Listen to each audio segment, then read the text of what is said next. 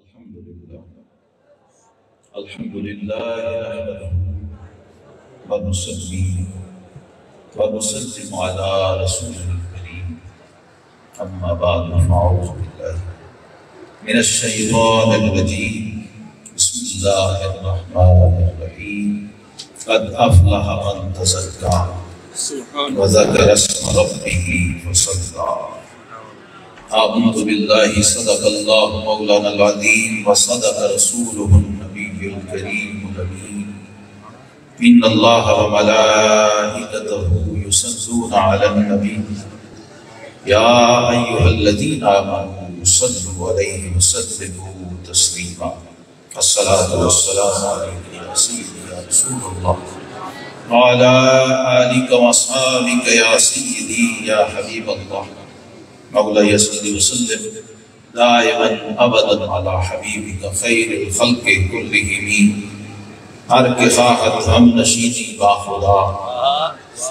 ہر کے خواہد ہم نشینی با خدا او نشینت در حضور اولیاء یک زمانہ صحبت و اولیاء بہتر صد سال طاعت بیہیا گرامی قدر زیب مسند صدارت و فقاہت و روحانیت و شریعت و طریقت جانشین فقیہ اعظم حضرت صاحبزادہ مفتی محمد محب اللہ نوری صاحب زید مجدہ و اطال اللہ حیاتہ اور جید علماء کرام مشائخ اساتذہ شیوخ الحدیث حاضرین گرامی قدر وبستگان سلسلہ عالیہ قادریہ اشرفیہ اور احباب گرامی قدر آج اس مرکز علم و عرفان میں گفتگو کرتے ہوئے میں بڑا شرف اور اعزاز محسوس کر رہا ہوں۔ اس فضا میں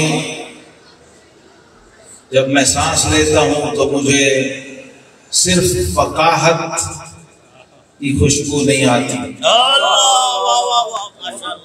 بلکہ یہاں پر روحانیت کا لنگر بھی بڑھتا ہوا محسوس ہوتا ہے۔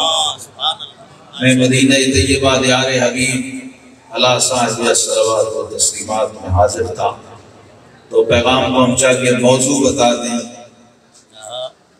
سفر میں تھا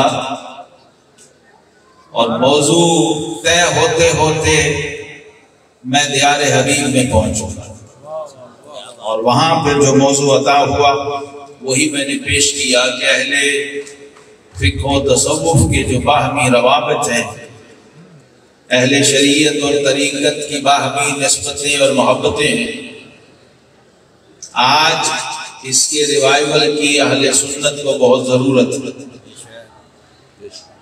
جب تک شریعت و طریقت ہمارے ہاں ہم آہنگ رہے، جب تک مفتی درویشوں کی دہلیز پہ رہے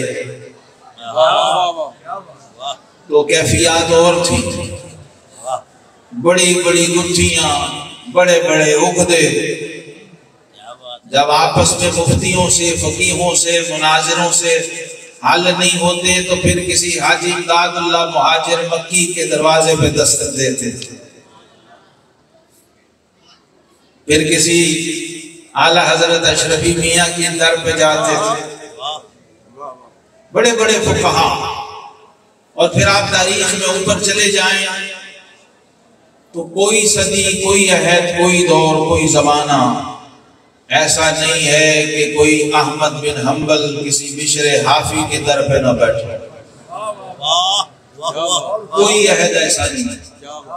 جب اس امت نے فقراء، درویش اور عفا ان کی طرف دیکھنا چھوڑا تو پھر آپس کی یہ سر پٹور، آپس کی یہ گج بحثیاں اور یہ بے ربط سلسلے، پھر بد اعتقادی کے سائے، بد عقیدگی، بے ادبی کے رجحانات، اور پھر اس پر اصرار اہل سنت کا مطلب یہ ہوتا ہے جسے یہ پتا ہو کہ خطائیں بزرگاں گرفتن خطا، نہ کہ وہ اس پہ اڑ جائے اٹک جائے، دلائل کتنے ہی ہوں آپ کے۔ اہل سنت کے دائرے میں بے ادبی کا داخلہ ہی منع ہے، اس کا کوئی جواز نہیں، کسی بھی صورت نہیں، حتیٰ کہ قرآن پڑھتے ہوئے بھی نہیں ہے۔ ادب ایسی چیز ہے از خدا خواہیم توفیق ادب، بے ادب محروم ماند از فضل رب، اور بے ادب تنہا نہ خود را داشت بد۔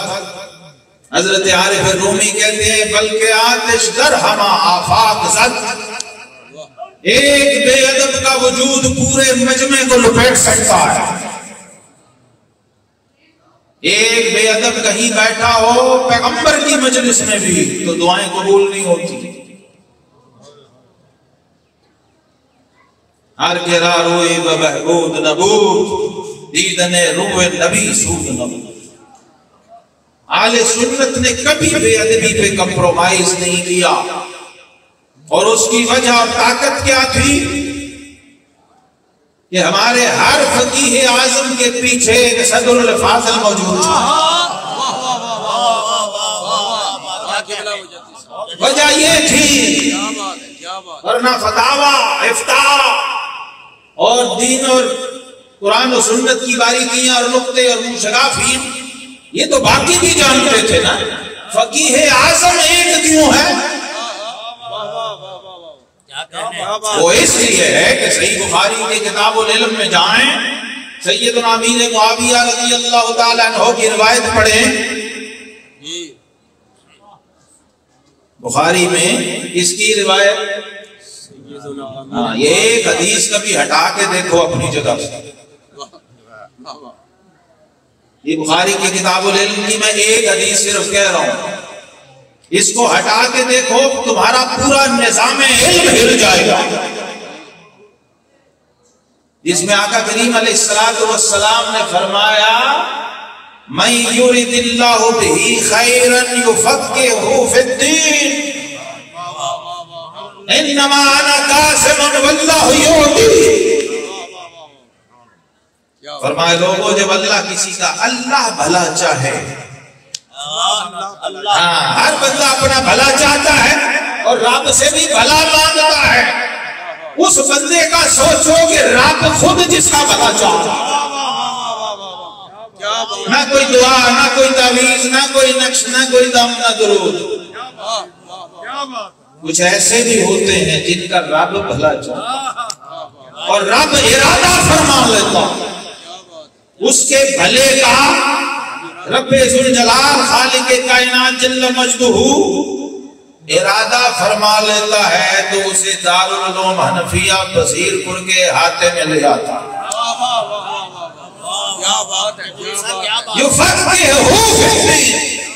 کسی فقیہ اعظم کی چوکھٹ میں لے آتا۔ ماں کے پیٹ سے تو فقیہ کوئی بھی نہیں آیا، تو جانا پڑتا ہے۔ حسنی حسینی شہزادہ بھی ہو، نجیب الطرفین سید بھی ہو، تو اسے کسی ابو سعید مبارک مخرمی کا پانی بھرنا پڑتا ہے۔ جی حسنی شہزادہ بھی ہو، حجویر کے محلے میں پیدا ہو، ولی ابن ولی ابن ولی ابن ولی ہو، تو بھی اسے کوئی ابو الفضل خدلی چاہیے کہ کوزہ پانی کا اٹھا کے اسے وضو کروائے۔ سید حجویر گنج بخش فیض عالم رضی اللہ تعالیٰ عنہ وقدس سر العزیز فرماتے ہیں اپنے شیخ کو وضو کروا رہا تھا، سید زادے تھے نا، صاحب زادے تھے، تو دل میں خیال آیا، وضو کروا رہے ہیں شیخ کو، دل میں خیال آیا علی حجویری دنیا میں اس لیے آئے وہ لوگوں کو وضو کرواتے ہیں۔ تو شیخ جو وضو فرما رہے تھے یوں چہرہ مبارک اٹھایا اور فرمایا بیٹا علی حجویری، اللہ کے دوستوں کو کوئی شوق نہیں ہوتا لوگوں سے ہاتھ دھلانے کا. ہم تو میاں تیرے کوزے سے یہ چلو اس لیے گوارا کر لیتے ہیں کہ خدا اس پانی کے 2 چھینٹوں کے صدقے تیرا دل دھو دے، تجھے اندر سے پاک کر، تیرا تزکیہ نفس ہو جائے. کیا کہنے کہ یہ اتنا آسان سودا نہیں. کیا نفیس لقبہ، سبحان اللہ. ہر کے خدمت کر دو مخدوم شد بعد پوری تاریخ ولایت اٹھائیں، پوری تاریخ علم اٹھائیں، کوئی مخدوم بھی خدمت کے بغیر مسقط بھی نہیں. خدمت اسی کی ہوئی ہے جس نے آگے خدمت کی ہے. نام اسی کا لیا گیا ہے جس نے کسی کا نام جپا، اور ذکر اسی کا ہوا ہے جس نے اپنے بڑوں کا ذکر کیا. نام نیکے رفتگاں ضائع مکل تا بماند نام نیکت برقرار. اگر چاہتا ہے تیرے بعد دنیا میں تیرا نام لیا جائے تو اپنے بڑوں کا نام یاد رکھ، اپنے بڑوں کا ذکر کر، ان کی بات کر. اب یہ الحمدللہ جس اجتماع میں آپ ہیں، یہ ان دونوں کا حسین امتزاج ہے. یہاں فقاہت بھی ہے، یہاں روحانیت بھی. یہی چاہیے اللہ سنت. ہر مسئلے کا حل اس میں ہے. جتنے ہمارے بڑے بڑے فقہا، بڑے بڑے ائمہ اکابر جب کبھی پھنس جاتے، حتیٰ کہ قرآن تو ہمیں یہاں تک کہہ رہا ہے کہ اگر اولو العزم پیغمبر بھی ہو تو اسے بھی کوئی خضر چاہیے، صاحب تورات اور صاحب کلام بھی ہو. اس لیے اقبال نے کہا، اقبال چونکہ قرآن میں بڑا گہرا غوطہ ہوتے ہیں، وہ کہتے ہیں اگر کوئی شعیب آئے میسر، اگر کوئی شعیب آئے میسر، شبانی سے کلیمی 2 قدم ہے.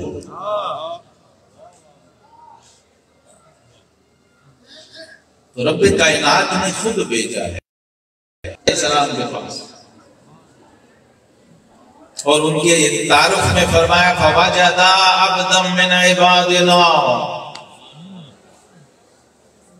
ہمارے بندوں میں سے ایک بندے کو انہوں نے پا لیا. اور وہ بندہ کیا تھا؟ آتیناہ رحمتا من عندنا. اس کی شان کیا تھی کہ ہم نے اپنے خزانہ رحمت میں سے اسے حصہ دیا ہوا تھا. وَعَلَّمْنَاهُ مِن لَّدُنَّا عِلْمًا، اور اسے علم لدنی کے خزانے دیے ہوئے تھے. جہاں حرف اور عبارت اور لفظ خاموش ہو جاتے ہیں، وہاں سے علم لدنی شروع ہوتا. اس لیے حضرت سعدی رحمہ اللہ وہ فرماتے ہیں کہ جز یاد دوست ہر چکنی عمر ضائع، جز یاد دوست ہر چکنی عمر ضائع، جز سر عشق ہر چے بخانی بطالت. سعدی بشوئی لوہے دل از نقش غیر ہو، سعدی محبوب کے نقش کے سوا دل کی تختی سے ہر چیز مٹا دے. سعدی بشوئی لوہے دل از نقش غیر ہو، علم کے راہ بحق نہ نمایت جہالت. وہ علم جس نے تجھے حق کا رستہ ہی نہیں دکھایا اور حق کے نور تک پہنچایا ہی نہیں، وہ علم نہیں ہے، وہ جہالت ہے. اس وجہ سے امت کا مجتہد عالم سیدنا امام احمد بن حنبل رحمہ اللہ وہ حضرت بشر حافی کے پاس جا کے بیٹھتے تھے،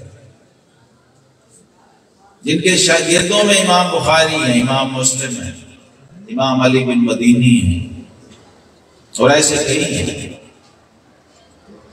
اس امام مجتہد کا اس درویش کی خدمت میں جانا ان کو کھٹکتا تھا.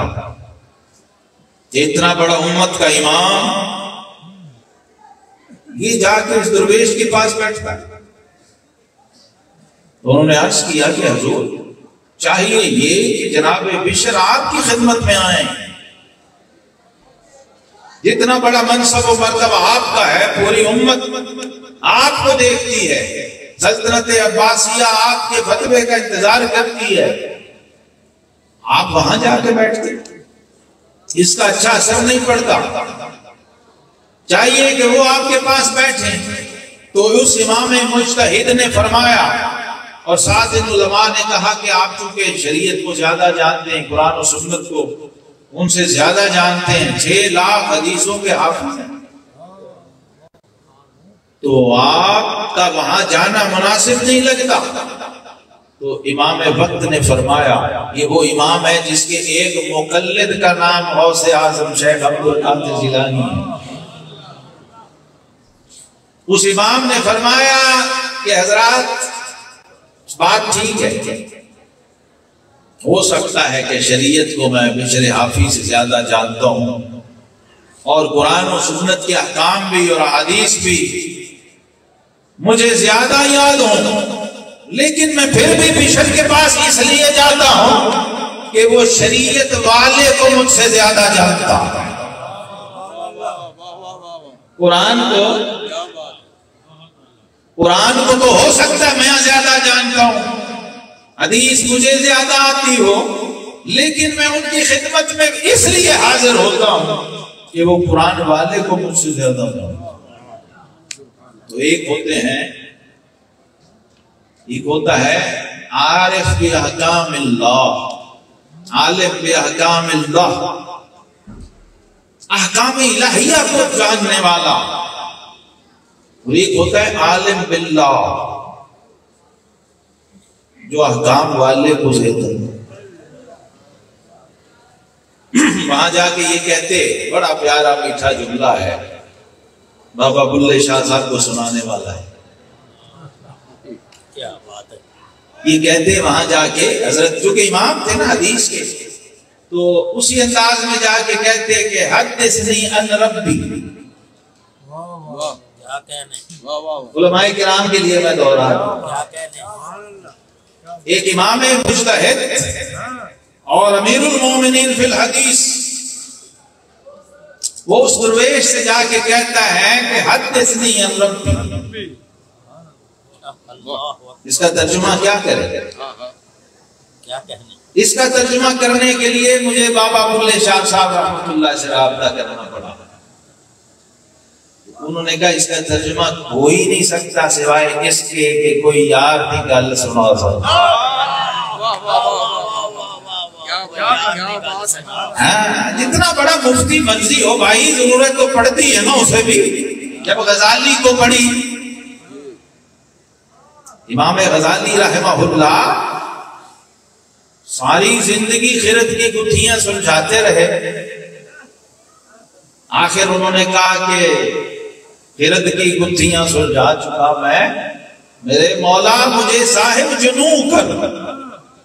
خود لکھا المنقذ من الضلال میں امام غزالی رحمہ اللہ نے کہ میں جب یہ ساری علوم کی دنیا کو تسخیر کر کے بیٹھ گیا اور فلسفے اور منطق کے سارے میدان میں نے تسخیر کر لیے، روح زمین پہ میرا نام حوالے کے طور پہ پیش کیا جانے لگا، لیکن میں راتوں کو بے چین رہتا تھا،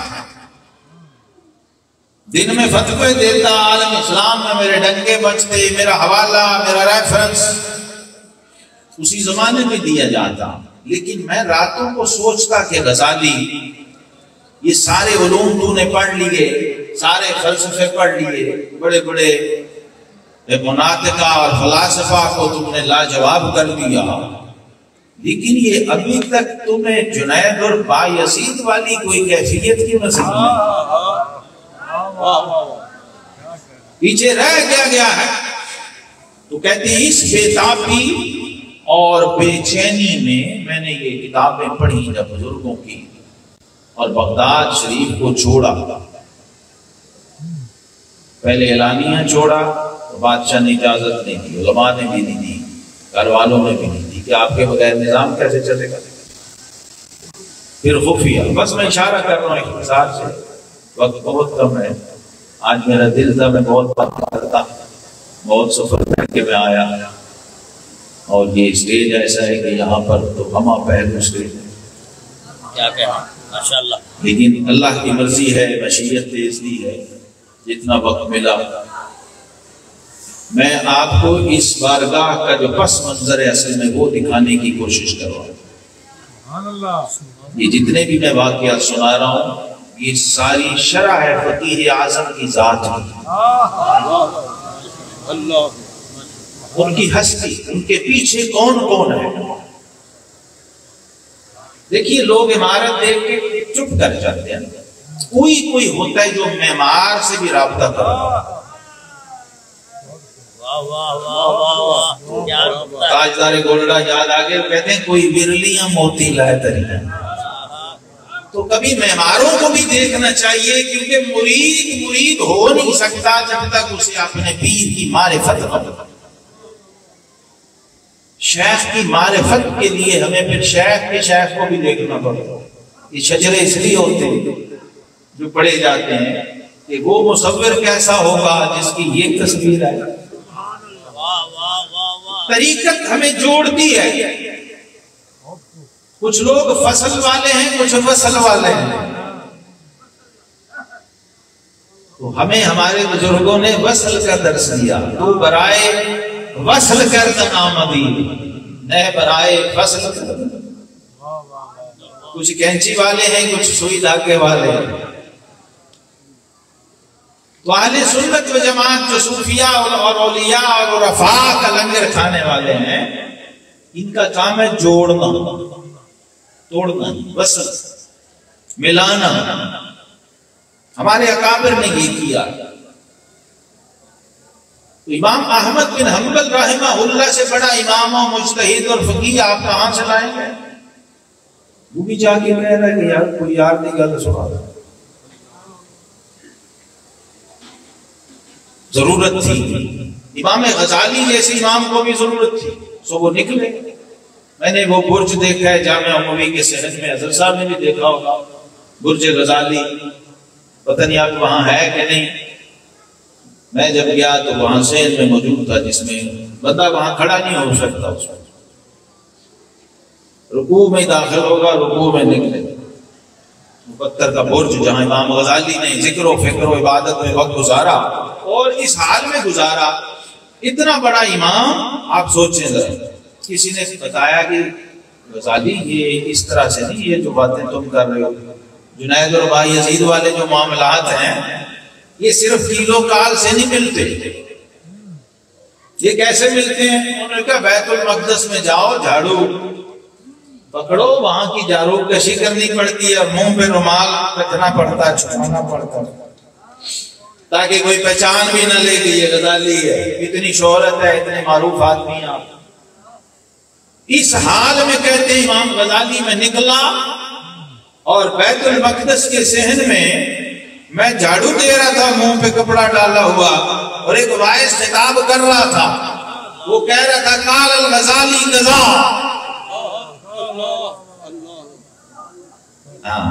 ایسے لمحوں میں سے پھر گزرنا پڑا. اور آگے یہ عبارت غلط پڑھ رہا تھا. لوگ مجمع کو پرچانے کے لیے بڑا بڑا کچھ کرتے ہیں. بھلے تعویل شاہ در حیرت انداز خداؤ جبرائیل و مصطفیٰ. ایسی بات میں وائز کر جاتا ہے بعض دفعہ کہ خود غزالی کو بھی خبر نہیں. تو اب وہ برداشت نہ ہوا، آخر امام تھے تو ایسے ہی منہ چھپا کے کھڑے ہو کے کہا مولانا غزالی نے تو ایسے نہیں لکھا.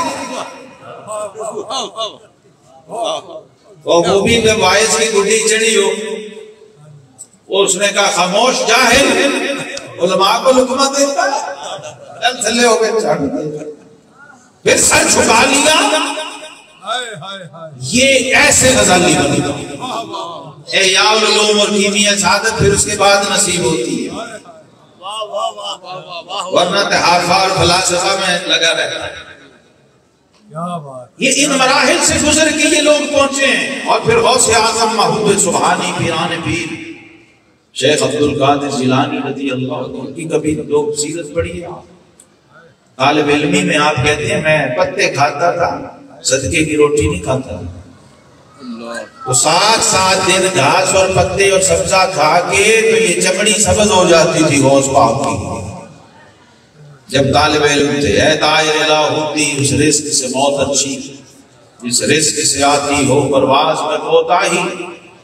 تو یہ اہل شریعت اور اہل طریقت جب تک باہم رابطے میں رہے تو برکتیں رہی, کیفیات رہی, انوار رہے, تاثیر رہی لوگوں کے. بلکہ عمراء اور سیاستدان اور حکمران یہ بھی جب ان اللہ والوں کے ساتھ رابطے میں رہے, ان چوکھٹ کو بوسہ دیتے رہے تو دنیا میں اسلام کا بول بالا.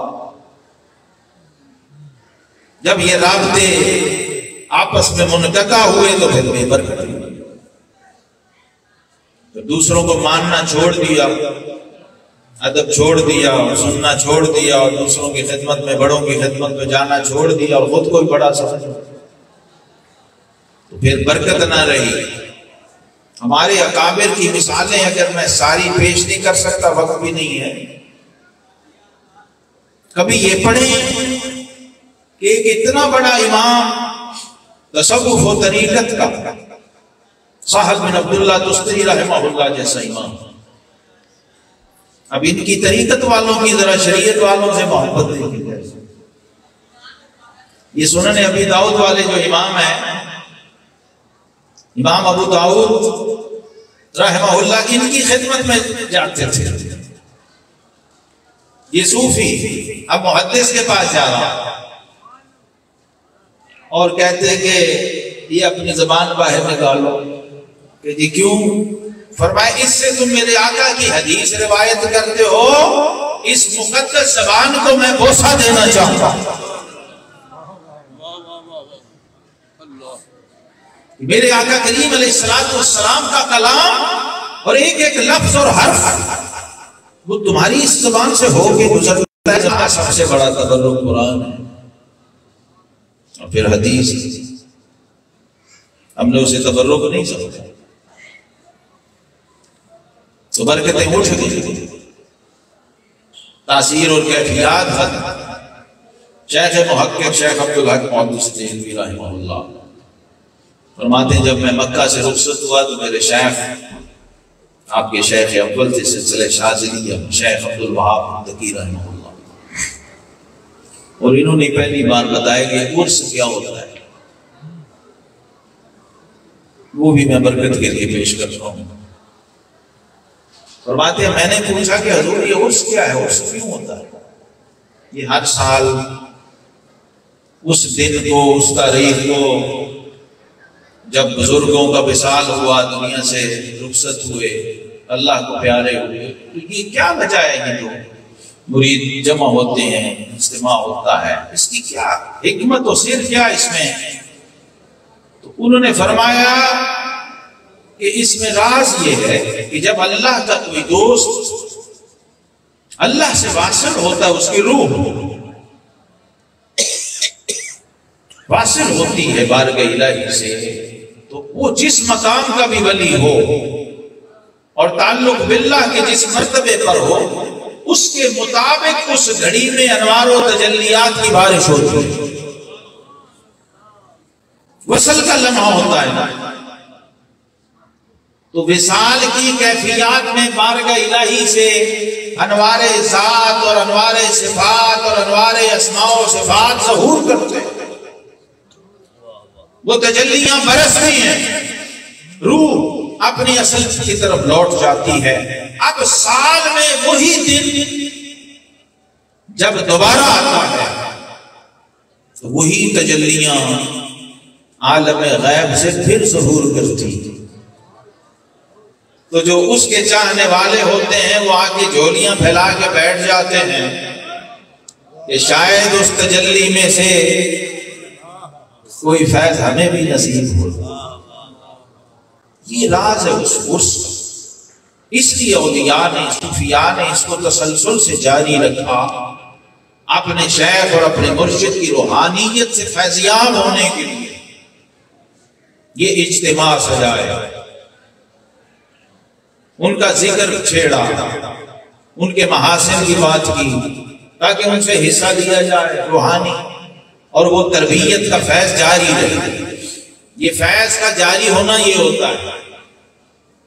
تو کہتے ہیں میرے شیخ نے جو آخری نصیحت مجھے کی، فرمایا اب تم جا رہے ہو تو میری نصیحت یہ ہے کہ کن فقیہن صوفیہ ولا تکن صوفیا فقیہا۔ فرمایا زندگی بھر یہ منشور یاد رکھنا، ہمیشہ فقیہ صوفی رہنا، صوفی فقیہ نہ بننا۔ یعنی تمہاری فقاہت تمہارے تصوف پر، روحانیت پر غالب رہے، شریعت طریقت پر غالب رہے، صوفی فقیہ نہ بن۔ یہ وہ بارگاہ ہے جہاں آپ بیٹھے ہوئے ہیں،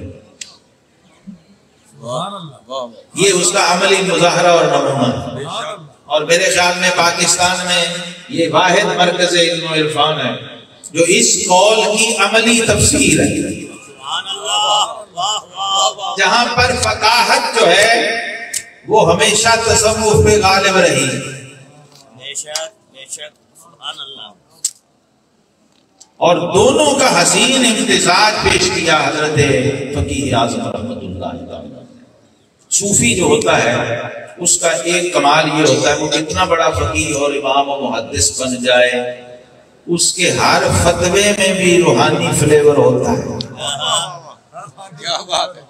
جو صوفی فقیہ ہوتا ہے نا، تو یہی آج چاہیے۔ آج دور یہ جس عہد میں ہم جی رہے ہیں یہ اس کی ٹیکنیکل ریکوائرمنٹ ہے۔ آج ہمیں ایسے فقہا چاہیے جو صوفیاء بھی، جو مسائل کو نپٹا سکیں اور جدید اپروچ کے ساتھ، جس طرح فتاوی نوریہ میں ہے۔ کیونکہ صوفی کی جو اپروچ ہے وہ فقیہ سے بہت آگے ہوتی ہے۔ صوفی فقیہ کا علم ہو سکتا ہے صوفی سے آگے ہو، لیکن اپروچ میں صوفی آگے ہوتا ہے۔ فیصلہ ہفت مسئلہ جو ہے اگر کسی کو یقین نہ ہے میری بات کا تو اسے پڑھ لیں۔ یہ سارے ادھر گئے نا دونوں طرف سے علماء، تو ایک اس میں سے میں جھلک آپ کو پیش کرتا ہوں۔ انہوں نے کہا جی یہ حاضر اور ناظر کا مسئلہ اختلافی ہو گیا علماء میں ہندوستان کے، تو آپ پڑھے ہیں سب کے۔ تو حاجی امداد اللہ مہاجر مکی رحمہ اللہ نے یہ مسئلہ تصوف کی روح سے حل کیا۔ آپ نے فرمایا علماء آپ جانتے ہیں کہ روح عالم امر سے ہے، قل الروح من امر ربی، کہ جی بالکل۔ تو فرمایا پھر آپ کو یہ بھی پتا ہوگا کہ عالم امر میں جہت و زمان نہیں ہوتا۔ انہوں نے کہا جی بالکل جہت و زمان نہیں ہوتا۔ تو انہوں نے کہا جب جہت و زمان نہیں ہوتا تو پھر چاہے بصیر پور سے یا رسول اللہ کہے، چاہے مدینے سے یا رسول اللہ کہے،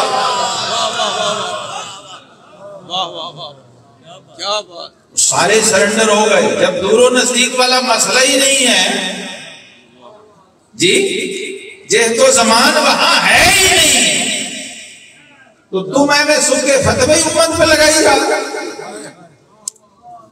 انما امرہ اذا اراد شیئا ان یقول لہ کن فیکون، امر یہ ہوتا ہے۔ تو اس لیے جہاں جہاں بھی امت کبھی الجھی ہے تو ہمیشہ کسی صوفی نے سلجھائی ہے یہ گٹھی، پوری تاریخ بنی ہوئی ہے۔ اس لیے یہ سارے اکابر، سارے بزرگ رابطہ رکھتے تھے۔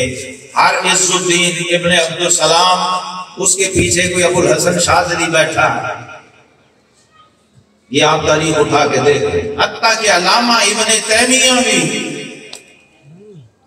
یہ بھی غوث پاک کا لنگر اور پانی بھرنے والا صوفی ہے۔ ہاں لیکن آپ تحقیق کریں، آگے جائیں، پڑھیں، تو آپ کو کوئی بڑا ایسا مفتی، علامہ، مجتہد و امام پوری امت میں جو میرا مطالعہ ہے نہیں ملے گا. ہر ایک کے پیچھے کوئی بتائے نہ بتائے، کوئی ظاہر کرے نہ کرے، کوئی اگر آپ ان کی بڑی کتابیں پڑھیں تو آپ کو ان کی اسناد میں مل جائے گا. وہ ذکر کرتے ہیں محدثین تو اپنے خرقوں کا بھی ذکر کرتے ہیں کہ فلاں سے مجھے اجازت اس چیز کی ہے، اور فلاں سے اس چیز کی ہے، اور فلاں سے اس چیز. تو شاہ ولی اللہ محدث دہلوی اور ان کے بعد والے جتنے بڑے بزرگ ہیں، ہمارے آخری دور سے بھی میں ایک مثال آپ کو پیش کر دوں. اعلیٰ حضرت امام اہل سنت مولانا شاہ احمد رضا فاضل بریلوی رحمۃ اللہ تعالی، یہ حضرت محدث وسیع احمد سورتی کے ذریعے حضرت شاہ فضل رحمان گنج مراد آبادی رحمۃ اللہ تعالی علیہ کی خدمت میں حاضر ہوئے. کیوں؟ ان کے پاس ایک ایسا فیض، ایسی نسبت اور ایسی سند تھی جو پورے پاک و ہند میں اور کسی کے پاس بر صغیر میں نہیں تھی. اس لیے گئے، اجازت حدیث بھی اور باقی اجازتیں بھی ہوں، اور حوالہ انہی کے مرید و خلیفہ کو بنایا، ان کے ذریعے وہ لے کے گھر گئے. شاہ فضل رحمان گنج مراد آبادی وہ ہستی ہیں، بخاری کا نسخہ جو ہندوستان میں ہے یہ ان کے شاگرد کا مرتب کیا ہوا ہے. اور حضرت فقیہ اعظم، یہی میں آپ کو بتا رہا ہوں، حضرت فقیہ اعظم رحمت اللہ کی سند بھی وہاں جا رہی ہے، کیونکہ یہ دونوں خانوادے جو اشرفیہ ہے اور رضویہ ہے، یہ دونوں خانوادے فیضیاب ہیں. شاہ فضل رحمان گنج مراد آبادی رحمت اللہ، حدیث کی جو سند پاک و ہند میں ہے اور سب سے عالی سند ہے، اس میں واسطہ یہ ہے، یہ ایک براہ راست شاہ عبدالعزیز محدث دہلوی کے شاگرد ہیں شاہ فضل رحمان. اس وجہ سے لوگ جاتے ہیں، اور اللہ نے عمر بھی بہت دی تھی، اس لیے اعلیٰ حضرت امام اہل سنت جیسی ہستی بھی وہاں گئے. اور آپ نے جب دیکھا تو خوش ہوئے اور دعا دی، اور فرمایا میں اس فقیہ کی پیشانی پر علم کا نور دیکھ رہا ہوں اور ولایت کا نور دیکھ رہا ہوں، اور اپنی ٹوپی عطا فرمائی تبرکن. پھر اجازات احادیث کی بھی اور دوسری بھی، اور سلسلہ نقشبندیہ یہ جو کہ آپ امام اور شیخ تھے اپنے زمانے میں سب سے بڑے، یہ نسبت بھی آپ کو وہاں سے عطا ہوئی. اور ایک مکالمہ کیا، یہاں میں ختم کرتا ہوں. فقیہ اور محدث کا مکالمہ ہے. شاہ فضل رحمان گنج اب اعلیٰ حضرت چونکہ اس وقت ماحول حالات ایسے تھے تو اعلیٰ حضرت نے فرمایا کہ حضور آپ یہ میلاد شریف کے بارے میں کیا فرماتے ہیں؟ چونکہ یہ مرجع خلائق تھے، علماء اہل حدیث بھی ان کے دریوزہ گر تھے، علماء دیوبند بھی اور علماء بدائیوں سہارنپور بریلی سارے. آپ اگر کچھ فرما دیں تو سند ہو جائے گا. کہا کہ آپ میلاد شریف کے بارے میں کیا فرماتے ہیں؟ تو حضرت نے فرمایا تم کیا کہتے ہو؟ آپ کی عمر 105 سال تھی اور اعلیٰ حضرت کی عمر اس وقت 40 سال بھی نہیں تھی. تو کہا تم کیا کہتے ہو؟ انہوں نے کہا جی میں کہتا ہوں کہ میلاد شریف کی محفل کرنا مستحب ہے. میلاد کی محفل مستحب ہے، میلاد منانا. تو شاہ فضل رحمان گنج مراد آبادی رحمت اللہ فرمایا میں کہتا ہوں کہ یہ سنت ہے. یہ ٹوٹل تاریخ فقہ اور ٹوٹل تاریخ حدیث کا نچوڑ. تمام محدثین کے نزدیک میلاد منانا سنت ہے اور تمام فقہا کے نزدیک محفل میلاد کرنا مستحب ہے. شاہ فضل رحمان رحمت اللہ علیہ نے فرمایا کہ میلاد شریف میرے نزدیک سنت ہے، اس لیے کہ صحابہ کرام علیہم رضوان یہ کرتے رہتے تھے، سفر و حضر میں بھی کرتے تھے، جہاد میں جاتے ہوئے گھوڑوں پہ بھی. آپ نے فرمایا کہ تم کیا سمجھتے ہو اپنے گھر کی باتیں کرتے ہوں گے؟ وہ رضی اللہ عنہ والے، وہ بددعا کا جلوہ دیکھنے والے، وہ جب نکلتے ہوں گے تو ان کے موضوعات کیا ہوتے ہوں گے؟ یہ شمائل ترمذی اٹھا کے دیکھو تو تمہیں سمجھ آئے گا. وہ حضور کے ہی شمائل و کمالات اور جمال اور جلال کی باتیں کیا کرتے تھے نا۔ ایک جملہ بڑا پیارا کہا، یہ کوئی ایسا امام ہی کہہ سکتا، فرمایا تم محفل کے بعد لڈو اور پیڑے بانٹ دیتے ہو، اور وہ اس ذکر محبوب کے بعد اپنی گردنوں کے نذرانے پیش کرتے تھے۔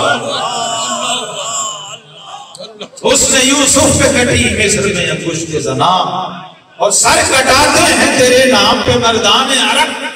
یہ جب محدث ہو یا فقیر ہو، جب اس کے پیچھے تصوف کی چاشنی ہوتی ہے تو پھر وہ برکات اور فیوزات کی شکل میں خواص کو بھی ملتی ہے، عوام کو بھی ملتی ہے۔ رب کریم یہ چاشنی ہمیں پھر نصیب فرمائے۔